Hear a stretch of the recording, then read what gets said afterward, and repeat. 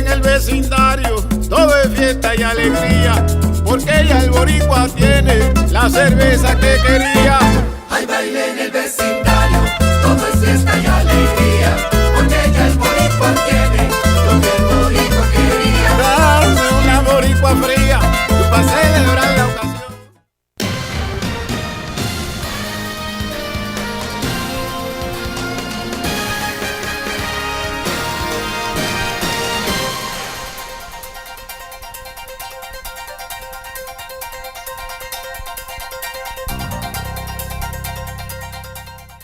Hi, I'm Danny Ramos and welcome to this week's edition of Hispanic Speak Out TV. We've been on the air for 15 years on Bright House Cable Network.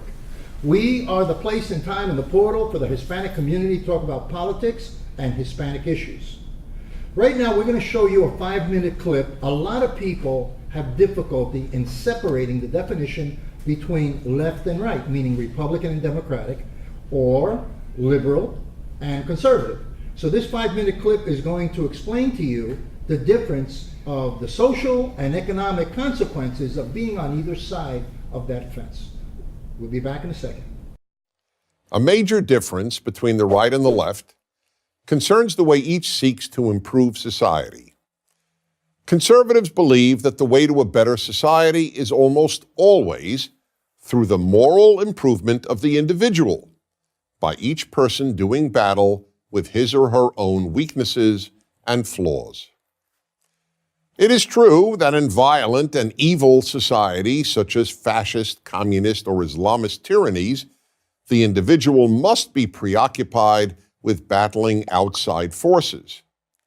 Almost everywhere else, though, certainly in a free and decent country such as America, the greatest battle of the individual must be with inner forces. That is, with his or her moral failings. The left, on the other hand, believes that the way to a better society is almost always through doing battle with society's moral failings. Thus, in America, the left concentrates its efforts on combating sexism, racism, intolerance, xenophobia, homophobia, Islamophobia, and the many other evils that the left believes permeate American society. One important consequence of this left-right distinction is that those on the left are far more preoccupied with politics than those on the right. Since the left is so much more interested in fixing society than in fixing the individual, politics inevitably becomes the vehicle for societal improvement. That's why whenever the term activist is used, we almost always assume that the term refers to someone on the left. Another consequence of this left-right difference is that since conservatives believe society is changed one person at a time, they accept that change happens gradually. This isn't fast enough for the left, which is always and everywhere focused on social revolution. An excellent example of this was a statement by the then presidential candidate Barack Obama just days before his first election in 2008. To a rapturous audience, he declared, "We are 5 days away from fundamentally transforming the United States of America." Conservatives not only have no interest in fundamentally transforming the United States of America, they are strongly opposed to doing so. Conservatives understand that fundamentally transforming any society that isn't fundamentally bad, not to mention transforming what is one of the most decent societies in history, can only make the society worse. Conservatives believe that America can be improved, but should not be transformed, let alone fundamentally transformed. The founders of the United States recognized that the transformation that every generation must work on is the moral transformation of each citizen. Thus, character development was at the core of both child rearing and of young people's education from elementary school through college. As John Adams, the second president, said, "Our Constitution was made only for a moral and religious people. It is wholly inadequate to the government of any other." And in the words of Benjamin Franklin, "Only a virtuous people are capable of freedom. Why is that? Because freedom requires self-control. The freer the society, the more self-control is necessary. If the majority of people don't control themselves, the state, meaning an ever more powerful government, will have to control them. From the founding of the United States until the 1960s, schools and parents concentrated on character education. But with the ascent of left-wing ideas, character education has all but disappeared from American schools. Instead, children are taught not to focus on their flaws, but on America's. Social issues have replaced character education. An example is a new K-12 science curriculum, the next generation of science standards, which will teach young Americans starting in kindergarten about global warming. And when they get to college, American young people will be taught about the need to fight economic inequality, white privilege, and the alleged rape culture on their campuses. Ironically, if there really is a rape culture that permeates American college campuses, the only reason would have to be that there was so little character education in our schools, or for that matter, at home. Fathers and religion, historically the two primary conveyors of self-control, are non-existent in the lives of millions of American children. We are now producing vast numbers of Americans who are passionate about fixing America while doing next to nothing about fixing their own character. The problem, however, is that you can't make society better unless you first make its people better. I'm Dennis Prager. To subscribe to our YouTube channel, click here. To help keep our videos free, donate here. Hey, welcome back, and we're going to have a political discussion here like we have every week, and I'm here with Jose Miranda, who is the host of Hispanic Speak Out TV, Greg Perkins, who is also the host of EDU TV, and Bill Garlington, who's a well-known author. He wrote a book about conservatism, and he's joining us again here on Hispanic Speak Out TV. We are going to talk politics. Okay, Greg, you go first. Debates. What was your highlight of all the debates? Well, I know Hillary and Bernie Sanders they went at it pretty good, but they were nice to each other. They didn't, and I like that about the Democrats. They're civil. We tend to be a little more civil than the Republicans. You mean they went at it, but they didn't talk about the FBI probe. No. They don't personally attack each other like that. Okay, we don't kill our own in the Democratic Party. That's not a personal attack. That's a matter of fact. What's the matter of fact? There is an FBI probe on Hillary Clinton regarding her breaking the law. Yeah, but how do you attack her with that? Because she hasn't been found guilty of anything. Well, the fact is that there's an FBI probe. What do you think about that? Yes, I agree. They didn't. You don't have to attack someone, which they didn't, to bring out facts like you're saying. The FBI probe, Benghazi. So when Bernie Sanders is not holding Hillary Clinton's feet to the fire on these factual issues, tells me that he really doesn't want to become president. Okay, let's jump. What do you think, Jose? Oh, I'm thinking if you watch the TV show Secretary, okay, they will tell you that someone can go to the FBI or to the CIA or some other faction and tell them to mark something top secret at that point, whereas opposed to previously it wasn't counted that way. So. Right. Yeah, and all this is allegations yet to be brought out. Let me ask you a question. She was Secretary of the State Department. She is the one who stamps things to be secret or not. She's not the military. Some of the military does. Because then she wouldn't be able to control her own thing, Danny. Okay. She can't stamp something top secret. I don't think she can just solely do that. If she sends out a memo to the president of a country saying we have an operation going on in there, it becomes top secret. I think it becomes. Yeah, becomes. That means that she can say what's a top secret item or not. No, I think there's a group that does that. I don't think she does it herself. I think that she speaks and it can become top secret. On behalf Number of the two, department. she is the final word in the State Department.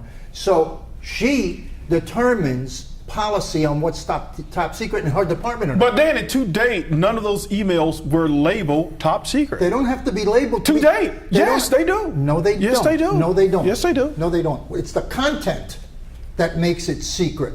Okay? They had an email that they found on a server that had to do with operatives in the field. But then in that case, wouldn't they all be top secret? Any email she sends would be top secret? Because according to what you're saying, because she was writing to Chelsea. That's not top secret. It might be. Yeah, that's right. It may be. You know something? It may be. It may be. I want to address even though Chelsea's not clear. I'd like to address one point that Hillary is saying to the public, and she was called out the other day from a person in New Hampshire about this email scandal, and she was saying all the other secretaries of states had their own email, which is true. Yeah. The difference between them and Hillary Clinton is she had her own server, a private server. Condoleezza Rice and Colin Powell had a government server. That's the difference. And she was called out on one of her constituents. Have you guys ever heard of something called plausible deniability? That every politician has plausible deniability. Okay, well, what I'm saying. So let's look at. Do you think that she will be indicted? One going down the road? No, get out of here. Yes. No. No. Okay. I'm going to stay neutral on that. All right. Now let's jump on the Republican side. Okay. The debate we just went through. What do you think of that situation with Cruz in Iowa, where he said that Carson was leaving town, and all of a sudden that came out of the Cruz campaign, and all of a sudden everybody thought that he had quit the campaign following the other guys that quit the campaign, and the net result was that certain people believed he lost votes because of that. That came out of the Cruz campaign. So what's your question? My question is, do you think that that is moral and ethical? Well, first of all, Ted Cruz's campaign and himself did not know what transpired. After he found out, that's what Christie said about the bridge, about the George Washington That's Bridge. right. Why did he apologize then? As I was saying, he did apologize for the miscommunication, but he was following, or his operatives or his administration was following a breaking news from CNN. They didn't perpetuate this. CNN did. Yeah, but CNN only took it to a certain point, and his team finished it off. In other words, they added the extra words that made it look like he wasn't coming back. Again, to be frank and clear, Ben Carson's a Christian. So is Ted Cruz. I was looking at the debate. He's apologized more than once. As a Christian, when you apologize, you accept it, you move on. Okay. Let's not bring up. Let's look at the apology. He didn't get the apology. Let's forget the Christian part. Let's look at the apology as politics. Sure. Okay. Why didn't he fire the guy for taking that initiative to undermine another political candidate? Great question. He's too busy taking him out to dinner and applauding what he just did. That's a great question, Danny. And He's applauding a good job done. I'm going to address that question. If you had a staff member that did something wrong, and somebody outside of your staff is saying, do this, do that, you're the person that's going to make that decision. You're not going to listen to someone say, if I want to fire somebody or if I want to discipline someone, I'm not going to listen to CNN. Well, I understand that. Okay, that's what he's doing. He's rallying around his folks. I understand that part. The question is that it's not a them. private company, it's a political campaign for President of the United States. So is that going to happen in the White House when he becomes president and somebody do something wrong? Like Christie at least fired his people. He got rid of them. That I got to hand it to Christie. When they got caught with their hand in a cookie jar, he threw them out. He couldn't do anything else. First of all, politics is not clean. We all know it's the dirty business. And number two is, I'm telling you, he apologized. He felt that it was a mistake, but he's going to take care of it in his own. All right, and if you want to make a big deal out of it, let's move on. What do you think? What do you think about Trump? Bush. What do you think? Man, I tell you, I like Trump. Trump he's the guy standing on the street corner and he's telling all the your mama jokes. And you're not supposed to talk about people's mama, but Trump will talk about your mom, man. That's what kind of guy he is. No, I agree with him. He's the guy. He's the bully in the corner that knows he's going to crack a lot of one-liners. Yep. And hope that some of it's going to stick. Has no idea whether any of it's true. He's just throwing it up to see what's going to stick to the wall. Okay. What do you think? Okay. If I was a professional politician like Ted Cruz, this is what I would do. I would not have a problem shushing somebody, and that's my personality. I'm like a Donald Trump. The only problem I have with Donald Trump is he is not a tested conservative. That's the only problem I have with Donald Trump. I like his brashness. I like the way he's saying he's going. Okay. I just don't believe he's going to do it. Shush. What do you think of Christie nailing Rubio with no comeback? I am so glad he did that because, a lot of times these guys, they just get up and they memorize lines and they just say the same crap over. Like you're not even a real person. You're just spewing out some crap someone told you to say. He absolutely didn't have any comeback. I mean, No comeback. there was 10 comebacks he could have had against Christie. Christie has a whole bunch of problems that he had. Yeah. Increased taxes, the falling economy, Bridgegate. I mean, he had a lot of problems. He could have thrown that back at any time. He didn't have it in his pocket. He was like one of those guys who kept pressing the button and the thing was stuck on rewind. He couldn't get out of it, man. That was crazy. Do you think that this is okay? Do you think that Joe Biden is going to squeeze into this at the convention at all? In other words, if Hillary runs into an obstacle, do you think Joe Biden is in the wings to pick up the banner and fly? No. Yes. You don't think Joe Biden will pick up the banner? No. Yes. You think Joe Biden? I'm saying if Hillary falters. Hillary's not going to falter, first of all. All right, but I'm Thank just you, giving you a Jose. scenario. Thank you, Jose. You're right. just The giving you a country scenario. is ready for Hillary Clinton to lead. Okay, if you don't know it, I'll let you know after the vote. All right. What's I gonna remember happen. you telling me that the email thing was going to go away after 2 weeks. It's going away. Yeah, no one talks about okay, it. Yeah, we'll see. it's like there's You- nothing. you There's guys nothing are there. going I think your cry. hypothetical question is, if something happens to Hillary, do you think Joe Biden would become the nominee Yes. and push Bernie out? Yes. Absolutely. Yes. And Bernie Sanders' And what about- people are not going to be very happy. And what about Elizabeth Warren? You think they'll VP. plunk her in there, VP? Absolutely. Okay. No. No? You don't like Elizabeth Warren? No, I think if Elizabeth comes in and Hillary falters, Elizabeth wins it by a landslide. You mean she'll take the presidential? She'll take the They'll presidential. take her instead of Biden. We'll have an They'll take Indian in the they'll office. take it American over. Indian. They'll take it over a Republican in a heartbeat. All right, listen, we got to go. This is our 10 minutes. We'll be back. We're going to take a break now, and then Jose and Mr. Garlington will be interviewing Art Otero, who's running for mayor of Kissimmee. We'll be right back. Tap rooms are localized and they're geographic. The Hispanic community is much broader than one tap room.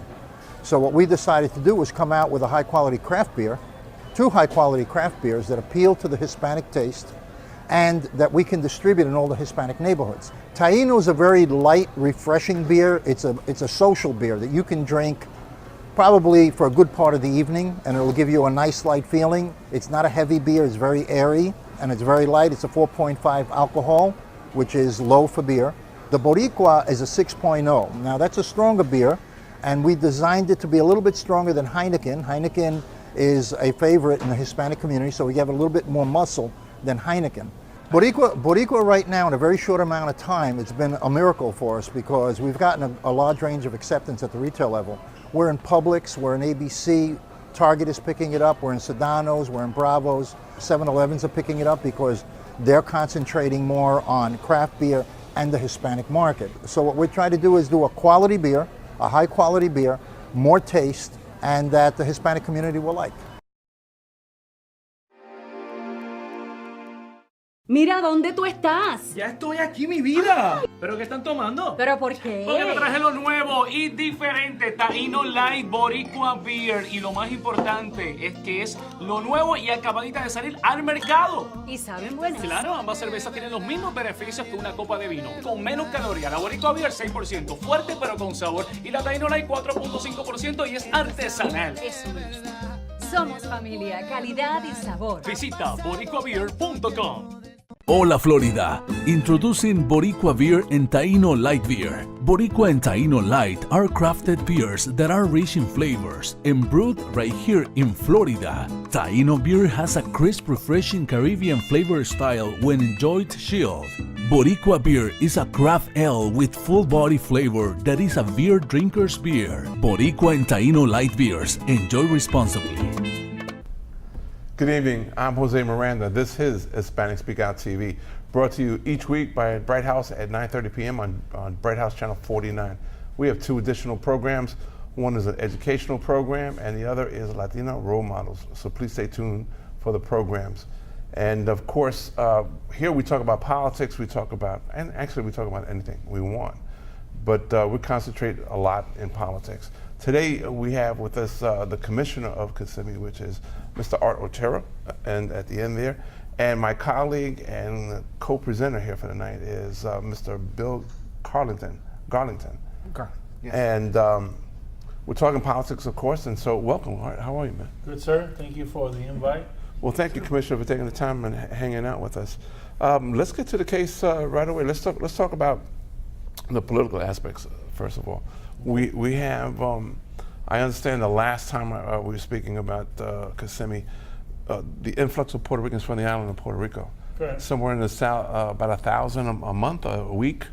It's kind of been like that. The numbers we've been seeing, a lot of them moving into apartments, and some of them moving to hotels, and some of them, with their family for sure. But where you see the most problematic is the school, because you don't have that many classes. Right. So that's an issue that they have.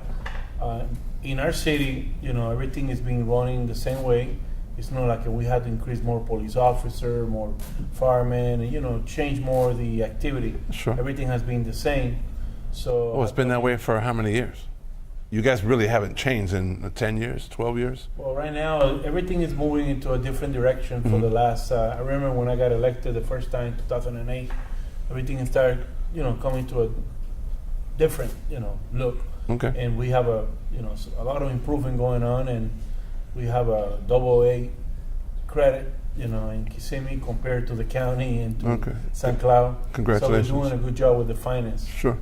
Okay, if I'm bringing in 1,000 people monthly or weekly, eventually my budget is nowhere going to be able to handle what's going on. So how are you planning for the future here? And especially not just in terms of monies, but they're going to impact schools and they're going to impact the medical field and everything else, housing. How do you handle that? Let me tell you, first of all, about the school. The school is not my responsibility in the city, even though, those constituents are in my city. So I would assist them with whatever I can, but the school board is the one that handle everything pertaining to classroom and so forth, their budget. We work with them at the same time, helping them in reference to their budget and so forth. But what we've been doing is basically, working with developers that have been coming into the area. Like you see, we are growing in many ways. We have new development. Downtown, we're gonna have new condos and new apartments and townhomes. So we are following that growth, so we are preparing for that. We have money in saving, we quite a bit, we be able to handle any circumstances in our city, any emergency situation. We have a great police department, and they are well trained to facilitate any needs, based on terrors and some other things. So I'm interested in your, what does the commissioner do then? If you're not concerned about the education and you just, wait a minute, and you're saying that it's just, it's an education aspect, they handle their own budget and stuff. What do commissioners do? Sit around, play poker? What is it that you actually do? Basically, no. We're taking care of a city, over 60,000 people. Right. We make decisions based on budget, based on safety and security for the city, new development, ordinance, laws that we create. That's in general what we're doing as a commissioner. Now, we select members on different boards. We own KUA, the electric company. We have Toho Water at the same time. We also select the board for those particular departments, so the water and electricity. It's my understanding that you are now thinking about or running now for mayor of Kissimmee. Correct. Okay. The upcoming nonpartisan, is that correct? That is correct. Okay. So tell Jose and I, some of the platforms or some of the promises or what you want to bring to the people as mayor to the city of Kissimmee as opposed to your opponents. Well, I've been doing this already for 11 years. I've been participating in our community for so long. My main part, or my main thing that I've been working is economy development. This is not that I'm running to be a mayor to do something. I'm already doing it, already for a long time before my opponent got involved in politics. I believe the economy development in our airport, we had to take that airport into the next level. In the past, we were able to obtain money $10 million to the infrastructure of 10 lots in that airport. So we were able to set up, the water, electricity, and so forth. So any new company that wants to be relocated to the airport, we can facilitate their land. And right now, you go there, you can see all the infrastructure that's being created. Bringing new industry to the area with high-paid job is really important. From so many years, Kissimmee was basically dealing with tourism, but now we had to go to the next level. And I feel that the airport economy development, bringing new technical college. Why I believe to have more technical college is because it's part of economy development. When new industry coming into the area, they want to make sure to see that our community is well prepared in many ways in the education level, like electrician, plumber, etc. So that's one of the areas. And more into the medical side, we create a medical corridor in our city. And I'm going to Puerto Rico in March, and that's what I'm going to be doing, recruiting doctors to move into our area. We provide incentive if somebody wants to start a clinic or a medical center and so forth. So that's the area that we have to be more into the economy development, more into the growth, incentivize more of the industry in our area. Oh, okay. So would you have to work with the city commissioners, like your city commissioner? In other words, does the mayor right now, the current mayor, work with city commissioners or county commissioners, or who do they kind of work with to get their vision and their plan? Because it sounds like a pretty good plan. Well, we have the rules of government in our city is administrator/commissioner. Okay. So to me to come up with an idea, I had to have my vote and two more persons. Okay. So working in conjunction with the board, for sure, that's gonna make the process moving forward in a positive way. For sure, you had to work with the county and many other projects. That's kind of what it is, and that's kind of how we go into all that. Okay, let's real quick. We only have about 2 minutes left into the segment. However, let's talk about water. Water seems to be a very big issue. Are you guys involved with drinking water in your town? Do you care about it, or is that somebody else's issue? Well, we have our own department that deal with the water. Okay. And so far, the water in our city, we don't have a problem. As a matter of fact, we have a system that through water coming from Orlando to Cripple Creek, that creek that we have, we have an instrument that be able to tell if the water that is coming from Orlando is going to harm us. Okay. So we'll be able to react right away if a contamination of water comes in. Does that fall in the domain of commissioners? Do you guys actually doing that work? Okay, let me put it. Well, we got 1 minute left. Okay, tell the public. I know you want to run for mayor, but I don't really understand what the commissioners do. And I need to know that before you can become a mayor. We should be clear what it is that you do. Well, the mayors and commissioners are doing the same thing, basically as representative for the city. We all have to work in our budget, we have over 700 employees, we deal with their salary, their pension. So the mayor is basically the leader in ways of representation when the city goes into some emergency situation, or is the one that lead the meeting. He's the one that lead the meeting, or signing the checks that we have coming out of the city. It's a little bit more responsibility, but at the end, all commissioners, we all have to work together and come out with an agreement to deal with anything pertaining the economy, the safety, security of our city. Real fast. So as mayor, you want to change? Do you want to change something as mayor, or do you want to add something as mayor? As a mayor, I want to have better leadership than my former mayor and my opponents. I believe that I can achieve more. I've been working in this community for over 11 years, so I know where's our need. I also part of the Expressway Authority in Osceola County, so that's a position that I've been working and making a lot of decisions pertaining to billions of dollars. Okay. Art, thank you so much for joining us. Absolutely. Thank you, Commissioner. Yes. On behalf of our staff, this is Jose Miranda. This has been Hispanic Speak Out TV. We'll see you again next week, same time, same station.